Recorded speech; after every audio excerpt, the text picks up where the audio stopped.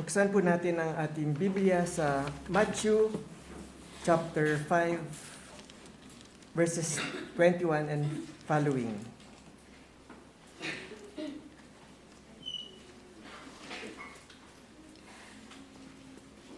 Verse 21. You have heard that the ancient were told, "You shall not commit murder, and whoever commits murder shall be liable to court." But I say to you that everyone who is angry with his brother shall be guilty before the court. And whoever says to his brother, "You good for nothing," shall be guilty before the Supreme Court. Whoever say, "You fool," shall be guilty enough to go into the fiery hell. Therefore, if you are presenting your offering at the altar, and there remember that your brother has something against you, leave your offering there before the altar and go. First be reconciled to your brother, and then come and present your offering. Make friends quickly with your opponent at the law, while you are with him on the way, so that your opponent may not hand you over to the judge, and the judge to the officer, and you be thrown into prison. Verse 26. Truly I say to you, you will come out of there until you have paid up the last cent. You have heard that it was said, "You shall not commit adultery." But I say to you that everyone who looks at a woman with lust for her has already committed adultery with her in his heart. If your right eye makes you stumble, tear it out and throw it from you. For it is better for you to lose one of the parts of your body than for your whole body to be thrown into hell. If your right hand makes you stumble, cut it off and throw it from you. For it is better for you to lose one of the parts of your body than for your whole body to go into hell.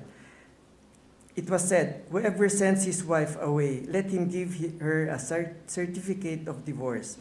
But I say to you that everyone who divorces his wife, except for the reason of unchastity, makes her commit adultery, and whoever marries a divorced woman commits adultery. Again, you have heard that the ancients were told, "You shall not make false vows, but shall fulfill your vows to the Lord." But I say to you, make no oath to all, either by heaven, for it is the throne of God, or by earth, for it is the footstool of his feet, or by Jerusalem, for it is the city of the great king. Nor shall you make an oath by your head, for you cannot make one hair white or black. But let your statement be yes, yes, or no, no. Anything beyond this is of evil. You have heard that it was said, "An eye for an eye and a tooth for a tooth." But I say to you, do not resist an evil person, but whoever slaps you on your right cheek, turn the other to him also. If anyone wants to sue you and take your shirt, let him have your coat also. Whoever forces you to go 1 mile, go with him 2.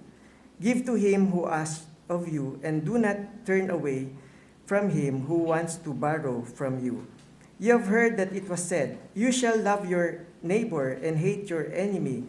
But I say to you, love your enemies and pray for those who persecute you, so that you may be sons of your Father who is in heaven. For he causes his sun to rise on the evil and the good, and sends rain on the righteous and the unrighteous. For if you love those who love you, what reward do you have? Do not even the tax collector do the same? If you greet only your brothers, what more are you doing than others? Do not even the Gentiles do the same? Therefore, if you are to be perfect, as your heavenly Father is perfect. So sabi ni Jesus sa verse 17, "I came not to destroy the law, but to fulfill. Ang turo niya sa ebanghelyo niya ay palakihin ang batas at itaas ang otoridad nito. May ehemplo siyang binigay sa 10 utos. Ang pang-anim ay sinasabi, "You shall not murder." Nang wala pa tayo sa Panginoon, akala natin ligtas tayo sa batas na ito. Kung wala tayong pinatay, ngunit sinabi ni Jesus, kung may galit tayo, ay para na rin natin siya pinatay. Ang pangpito, batas sinasabi, "You shall not commit adultery." Ngunit kung may malisyoso tayong isip sa isang tao, ay nagkakasala tayo. Ang pangatlo, utos na sinasabi, "You shall not take the name of the Lord your God in vain."